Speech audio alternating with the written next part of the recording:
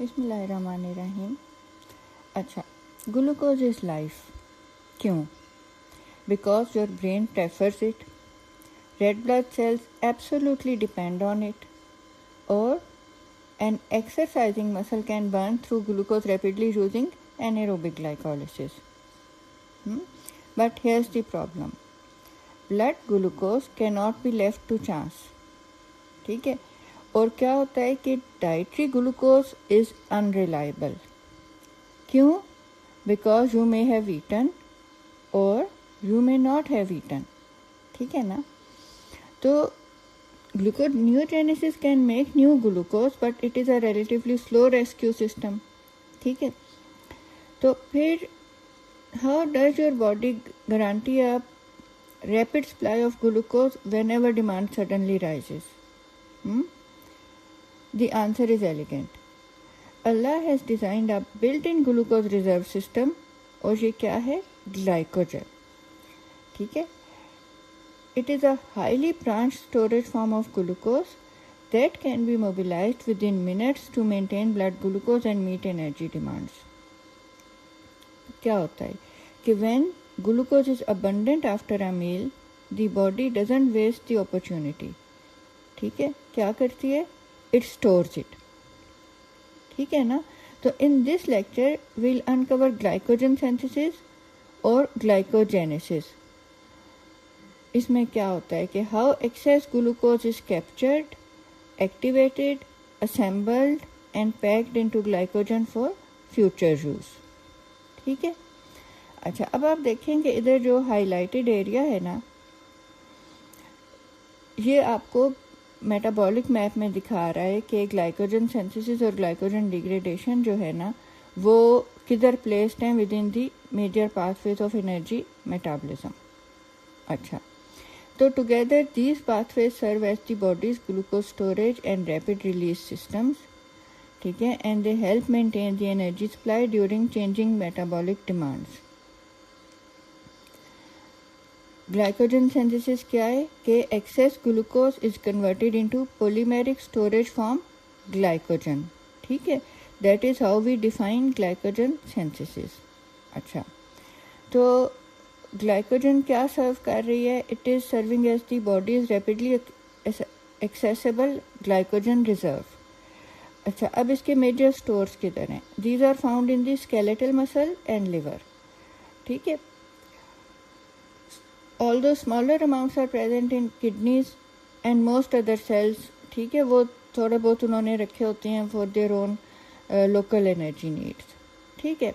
अच्छा, लिवर जो है ना, इसमें glycogen accounts for approximately 10% of the organs fresh weight. ठीक है? तो this corresponds to 100 grams in an adult. ठीक है? वेल फेड लिवर में।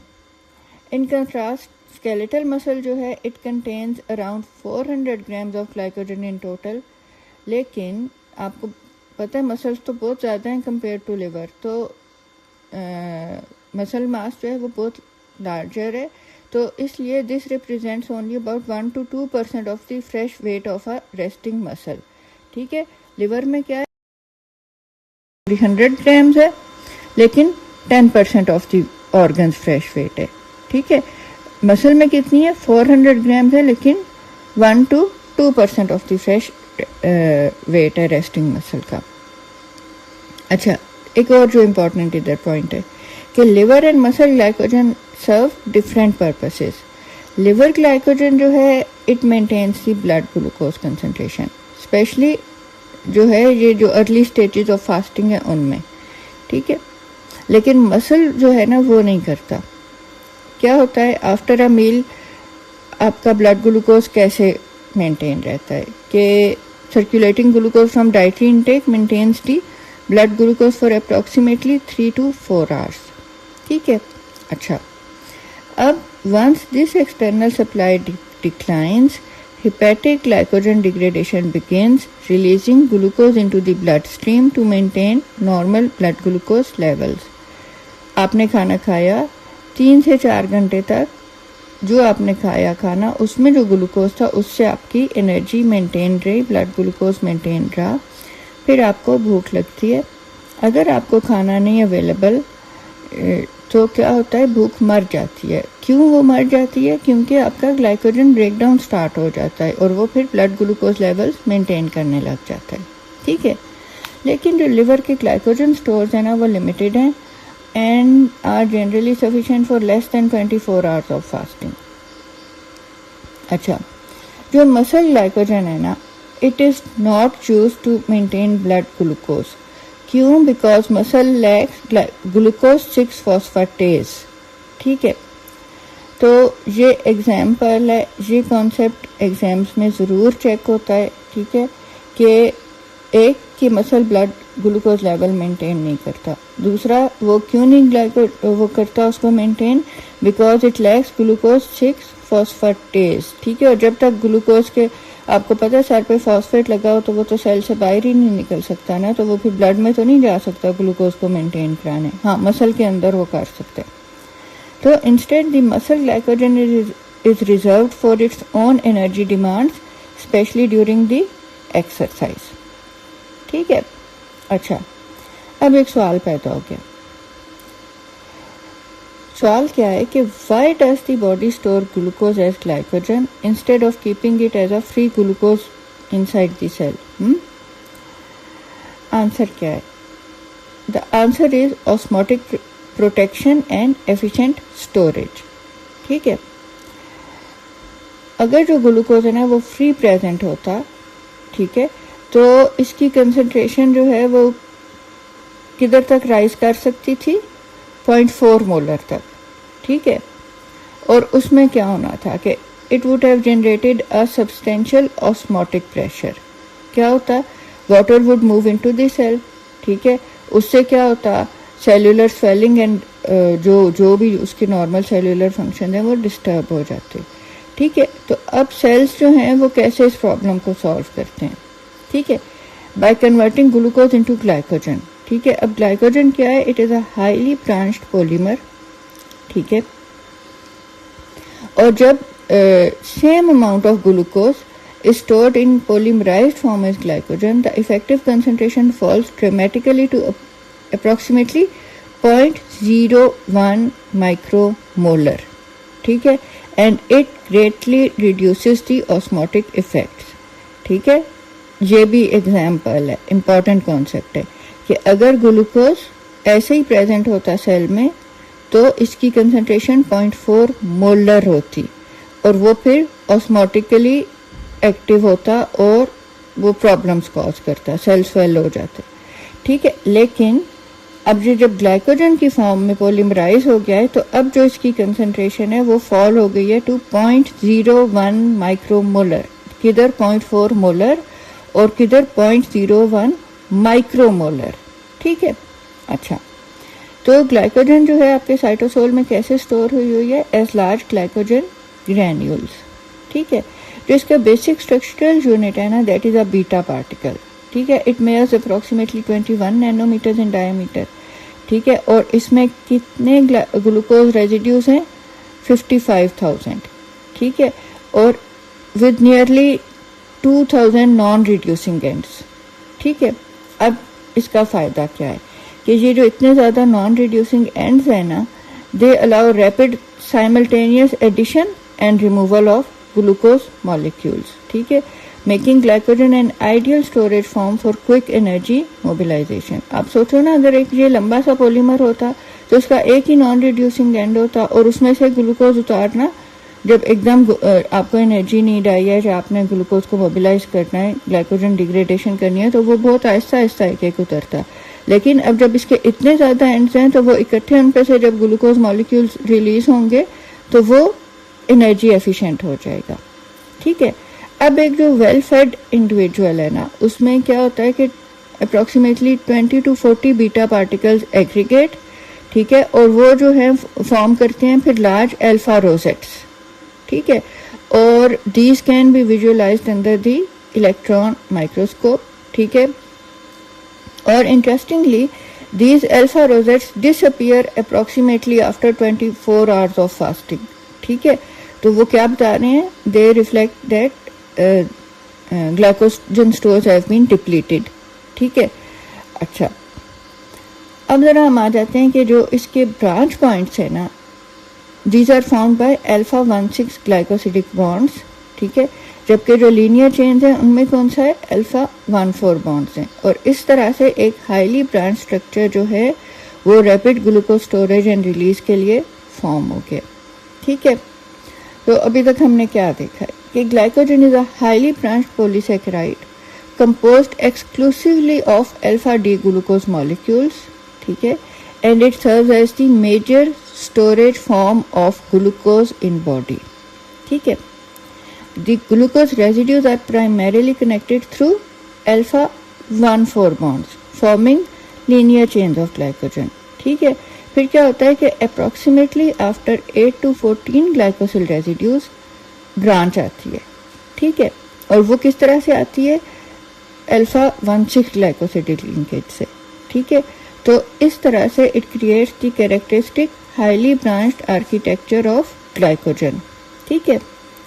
A single glycogen molecule may contain up to 55,000 glucosyl residues, ठीक है, और ये क्या अलाउ कर रहा है, a large amount of glucose to be stored in a compact and efficient forms, ठीक है, form, ठीक है। तो these glycogen polymers are organized into spherical cytoplasmic granules, ठीक है। They not only store glycogen but also contain the enzymes required for both glycogen synthesis and glycogen degradation, enabling rapid storage and mobilization of glucose whenever metabolic demands change, ठीक है। तो जो इसका non reducing and है ना एक carbohydrate chain का, ये वो एंड है जिसपे के एनोमेरिक कार्बन जो है टर्मिनल शुगर की, that is already engaged in a glycosidic bond with another molecule. आपको मैंने बताया था कि एनोमेरिक कार्बन क्या होती है और कार्बोनाइल कार्बन क्या होती है। कार्बोनाइल कार्बन वो होती थी जो कि अटैच होती थी एक ऑक्सीजन के साथ थ्रू डबल बॉन्ड, और जब कोई भी मोनोसेक्राइड साइक्लाइज होता था तो वो फिर किस में कन्वर्ट हो जाती थी, एनोमेरिक कार्बन में, ठीक है। तो इसका क्या मतलब हुआ कि जो ऑक्सीजन के जस्ट नेक्स्ट आ रही है that is the anomeric carbon, ठीक है, और फिर एक मोनोसेक्राइड में एक ही एनोमेरिक कार्बन है, ठीक है ना। अच्छा, तो अब जो non reducing end of a carbohydrate chain वो कौन सा है, जिसके ऊपर anomeric carbon of the terminal sugar is already engaged in a glycosidic bond with another molecule, ठीक है। वो हाथ पकड़ के जिस तरह से खड़े हैं अल्फा 1,4 लिंकेज से, और 1 जो है that is the anomeric carbon वो एंगेज हो गई है। अच्छा, तो because anomeric carbon is unavailable to open its free aldehyde or ketone form, this terminal sugar cannot act as a reducing agent, hence the term non-reducing end, ठीक है। अब आप दूसरे एंड को देख लें, एक तरह तो हमने देखा है ना रिड्यूसिंग एंड है, ठीक है, जिसमें एनोमेरिक कार्बन फ्री है, ठीक है, और जो नॉन रिड्यूसिंग एंड है उसमें एनोमेरिक कार्बन एंगेज हो चुकी है, ठीक है। तो जो ग्लाइकोजन है उसमें मोस्ट जो ग्लूकोज रेजिड्यूज है ना they are present at the non reducing ends, ठीक है। तो इससे क्या हो रहा है, they are allowing multiple sites for rapid addition and removal of glucose during glycogen synthesis and degradation, ठीक है। अच्छा, तो glycogen is synthesized from molecules of alpha D glucose, ठीक है, और ये प्रोसेस क्या है, ग्लाइकोजेनेसिस। ये प्रोसेस किधर हो रहा है, साइटोसोल में, and it requires energy in the form of ATP and UTP, ठीक है। ग्लाइकोजन सिंथेसिस में क्या होता है, सबसे पहले glucose is activated and converted to UDP glucose, ठीक है, and it serves as the immediate glucose donor for glycogen formation. Key enzyme क्या है, ठीक है, क्योंकि अब यूडीपी ग्लूकोज को इलोंगेट होना है ना, चेन को इलोंगेट होना है, ठीक है, that is the glycogen synthase, ठीक है। और ये क्या कर रहा है, it is catalysing the formation of alpha 1,4 glycosidic bonds between glucose residues, ठीक है। जैसे ही एक न्यू अल्फा 1,4 बॉन्ड बनता है यूडीपी रिलीज होता है, ठीक है। फिर क्या होता है, the UDP is then recycled back to UTP. ठीक है, एंजाइम कौन सा है? न्यूक्लियोसाइड डाइफॉस्फेट काइनेज यूजिंग, अब उसको एक यूडीपी को यूटीपी बनाया तो एक फॉस्फेट दिया है, फॉस्फेट डोनर क्या है?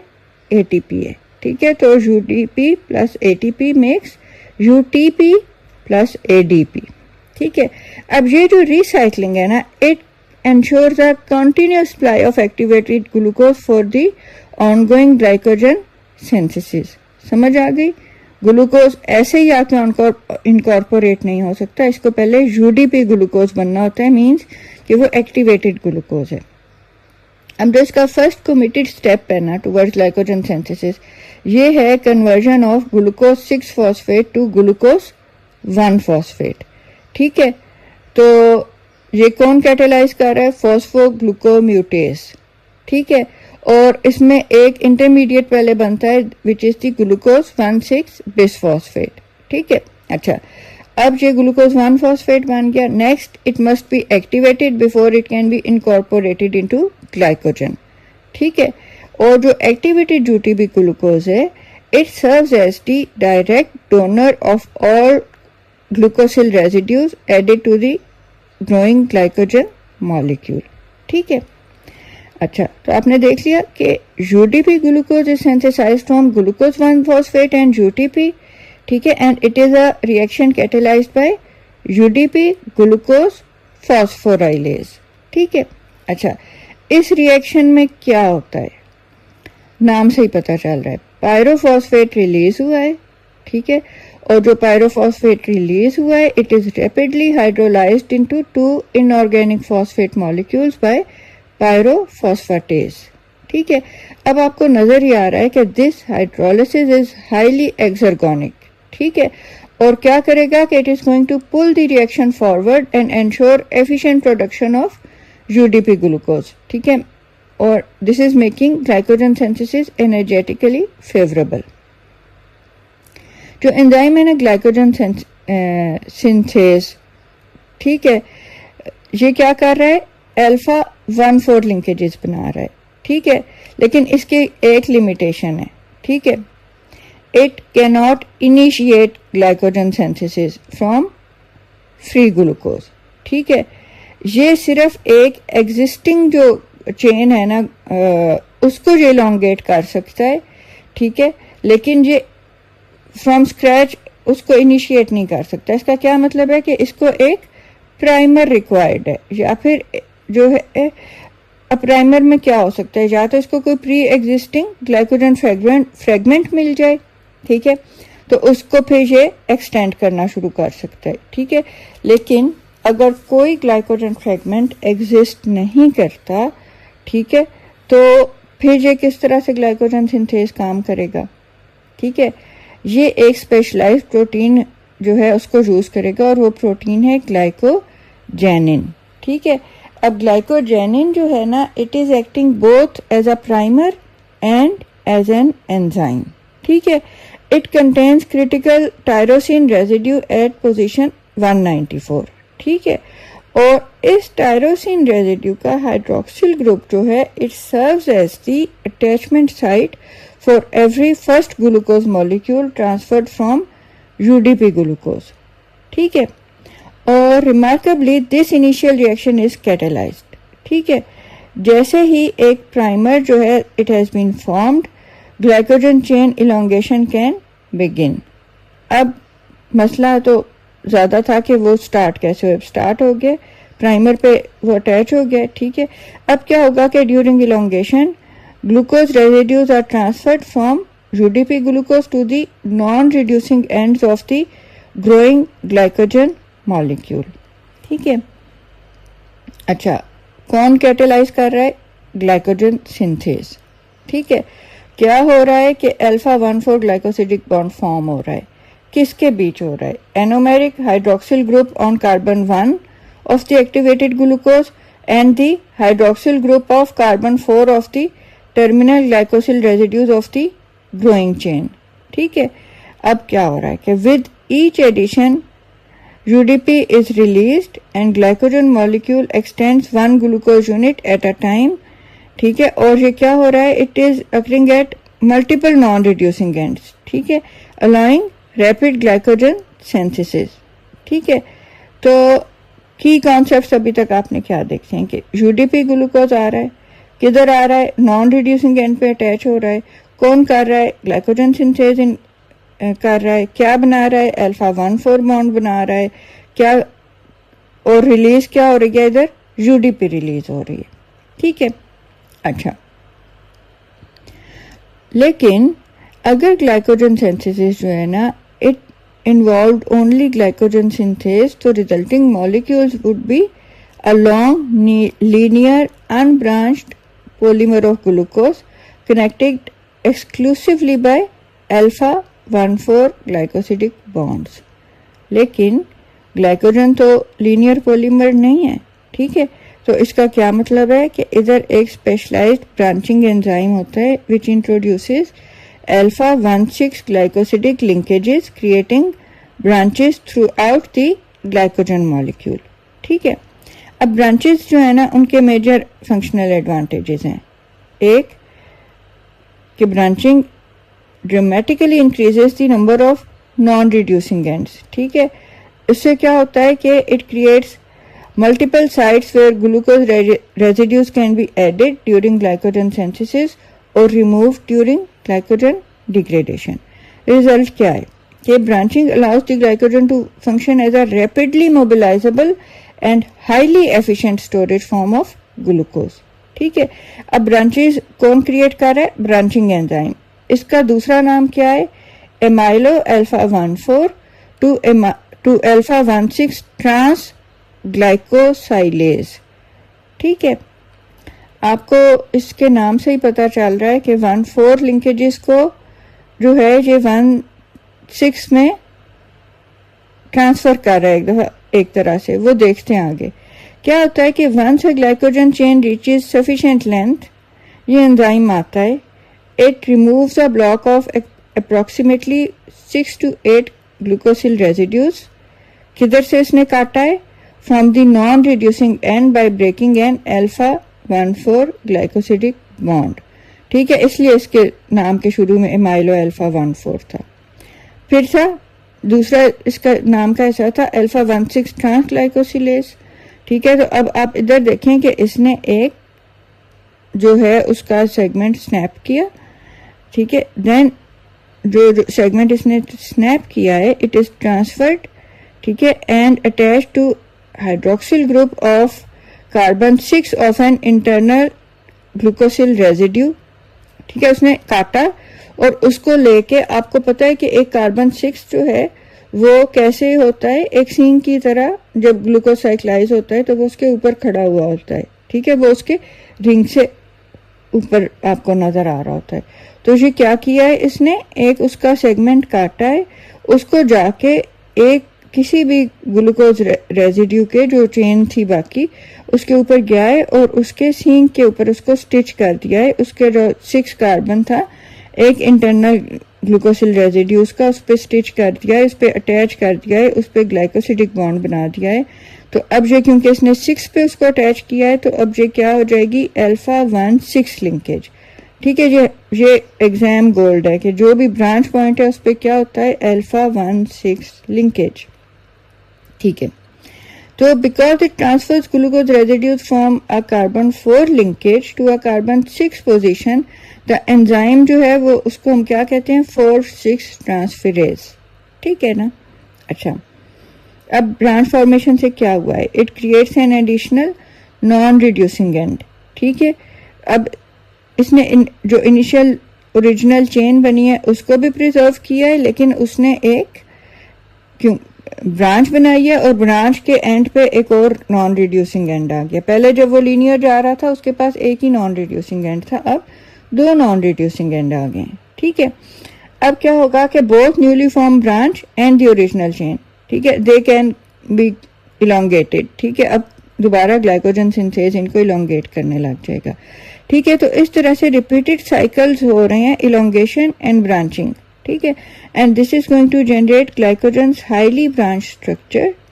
ठीक है, और वही बात है कि वो क्या अलाउ कर रहा है, rapid glucose mobilisation whenever needed. ठीक है, तो अब हम इसको रैप अप कर लेते हैं विद की टेक अवेज। क्या है कि major glycogen stores are found in skeletal muscle and liver but they serve different functions.